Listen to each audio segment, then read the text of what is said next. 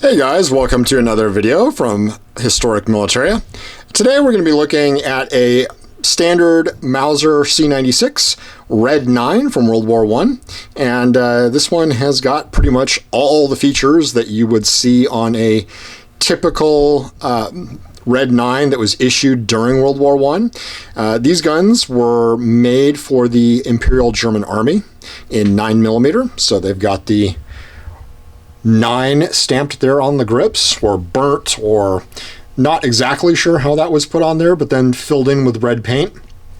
And some people will tell you that this was done sort of at the depot level, but the degree of standardization on the vast majority of them definitely leads me to believe that Mauser was doing this at the factory. There's not enough variation to make me think that anyone other than Mauser was making these grips with the Red 9 paint. So they put that on there so you know this is a 9mm Luger gun. Other than that, it's a very standard wartime commercial gun. It's got all the standard wartime commercial features. The one thing that's very typical of these wartime commercial guns is bad bluing and a lot of machine marks. So this one is a little bit better than others. The bluing on this one is certainly about as nice as they come. You actually have pretty nice grips on this one with a little bit of varnish still on them, but the fit of these is pretty rough. Mauser was making these just to get out into the field, certainly not with the commercial market in mind. But this one's got really nice vivid fire blue still on the trigger. It does have still really nice blue, but you can just see all that machining and milling still underneath there that's just been left. And the bluing just isn't that thick, sort of rich, lustrous blue that you're going to see on pre-war and post-war guns.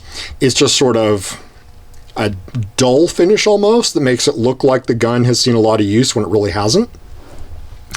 This one has got all your standard features of a Red 9. The 500-meter rear sight, which was part of the contract.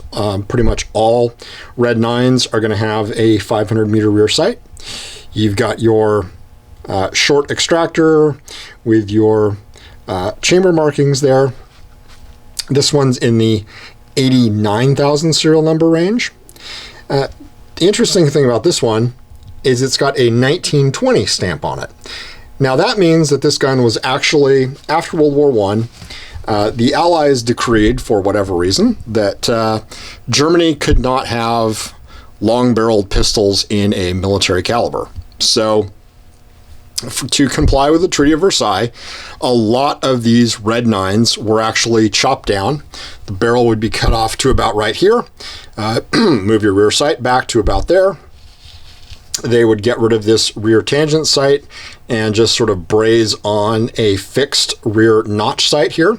And those would be called 1920 reworks. And that's a well-known variant. They were used as police and sort of paramilitary guns at the time. And a lot of those will have police markings and whatnot. But this one, somebody decided to stamp it with a 1920 compliance stamp and leave the gun alone. So they just saw it, stamped it with a 1920, and let it go.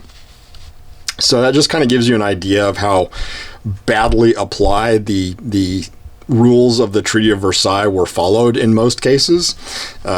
This one also has got just really nice bluing actually still left over everywhere else. And the interesting thing about this one is it is definitely a military gun because it's got a military acceptance mark right there on the right-hand side, right on the flat. You're going to see that on some guns. You'll see that same symbol on wartime commercials as well sometimes in 7.63 Mauser. Just means that it was accepted into German military service. And then this one actually, this is going to be a little bit difficult to get, but this one actually has the Prussian Eagle also on the front magazine well there. And you'll see that on some, but not all that many Red 9s. So I'm not really sure why they decided to do that. I've variously heard that it could be that this was made for Prussian military units. I don't know that that's necessarily the case, but this one does have it. It's a little more desirable to some collectors to have a red 9 with that Prussian Eagle or Imperial Eagle on the front. So it's just an interesting little thing that you'll sometimes see if you come across a red 9 and it's got that, you know what that is. The other thing that you will see also on these red 9s is the Waffenfabrik Mauser stamp here on the side is oftentimes not that strong, with sometimes the dies were kind of broken and weak.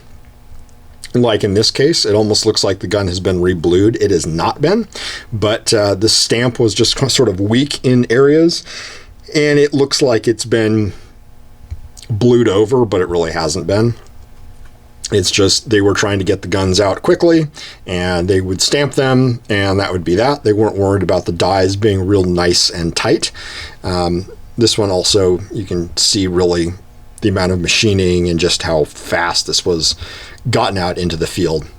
But just thought I'd share a very interesting red 9 with you guys that just kind of shows how lazy they were about the Treaty of Versailles at times.